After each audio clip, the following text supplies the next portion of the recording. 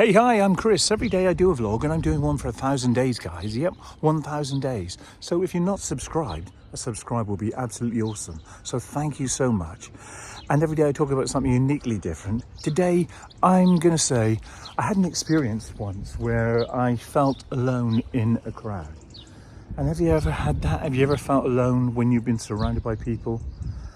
And on this particular occasion, I'll never forget it. It's just stayed with me because I went to a concert, was surrounded by thousands of people, but never felt so alone as what I did that night. It was just so surreal, and it's just something that's always stayed with me. Now, there is a backstory to why I felt alone in a crowd of people. So the story begins when I was working as a police officer, and about 4 o'clock in the morning there was a guy who was threatening suicide. Unfortunately, he was successful, and he did that right in front of me, and it was a powerful event. My colleague at the time, she broke down in tears because it was so impactful. I just thought it was just a horrible event, as you would. And something that was just not great, and the impact of that was felt for a long time by a lot of people. And whilst I was doing my job and trying desperately to save this chap's life, pretty much he'd already gone. But when somebody does something like that in front of you, it's powerful. It really is. And I was looking forward to literally going to a concert that evening. Now, I was going with a friend, and I still had plans for that. I remember when I got changed at work and was heading home, I just remember feeling outside of myself, not completely me. And yeah, it just had an impact on my, I guess, on my my senses, if that makes sense. I really was trying to understand that life is very short for a lot of people, and based on the decisions that you make in your life can have an impact. So I went to bed after driving home, and I slept and got up and had breakfast in the afternoon because it was a night shift.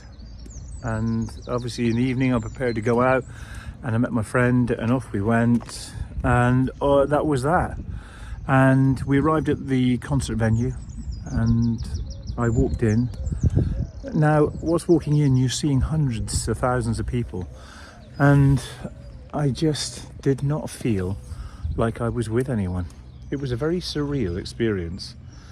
And whilst I was sat there watching this concert, I was understanding that that I was just not me.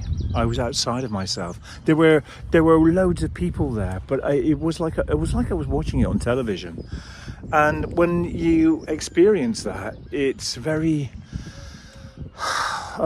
difficult, to say that event hours earlier hadn't affected my psyche, but it did.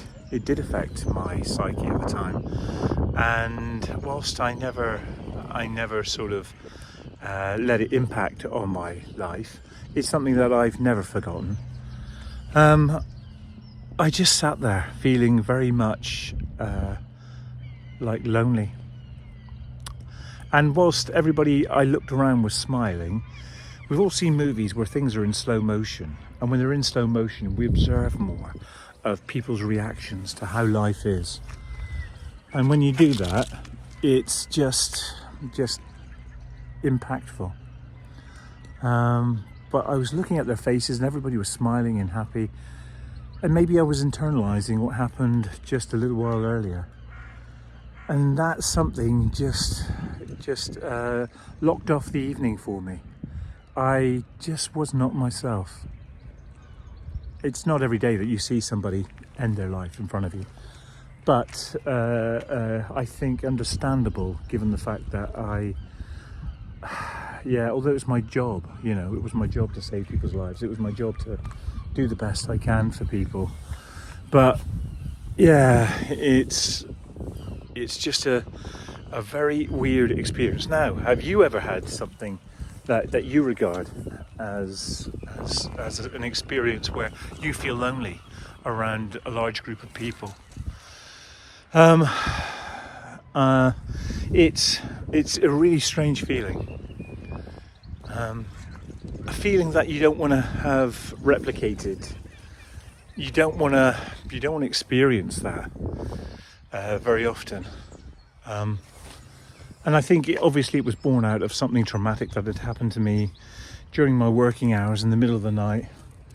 It did make me feel at odds with myself. After the concert though, I remember driving home, and again I said goodbye to my friend. I was on my own, and putting the key in the front door, walking in. Again, I lived on my own at the time, and feeling very much detached from the world. Here we go. So yeah, I was detached from the world itself. And when you are detached from the world, it's not a good place to be. But I remember going to bed that night, and I remember waking up late the following morning, because I don't know if you're a night shift worker, your body clock is all over the place when you do night shift. And when it's all over the shop, it can really, really take away from you in terms of health. You just feel exhausted most of the time. And I did that for 24 years, night shifts. I'm sure there's a toll to be paid for night shifts, and I'm hoping I don't pay the ultimate toll for it later on. I hope I can have a longer life. But I remember waking up the following day and feeling just that marginally bit better. But I think what I had to do to me was to make my time off as normal as possible, to make it as normal as possible. And I had my dog Barney at the time, so thankfully it meant me going out with my dog, walking up to a beautiful farm and enjoying nature and all its glory and feeling connected again. I think I would say it took me quite a while to feel that I was normal-ish again. But it's a very, very weird experience. If you've ever felt that, if you've ever felt like you've been in a place where there's been hundreds of thousands of people, but you had been desperately on your own, it's an experience which I don't really want to replicate anytime soon. I think there's a period of sort of internalized trauma, given the fact that I'd witnessed something so horrendous. And if you look back through my YouTube videos, you'll see a police story where I do a mini documentary about that event. So if you are interested, it is there. You can watch it.